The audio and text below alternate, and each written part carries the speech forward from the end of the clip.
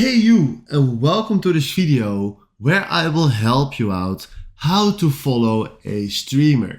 This is a very simple setting, but to be honest, you need to know how to do this, and I will show you as quick as possible how to do this. Alright, I'm just watching here this streamer Oatly and I want to follow him. So I tap on his profile picture so I can go to his stream.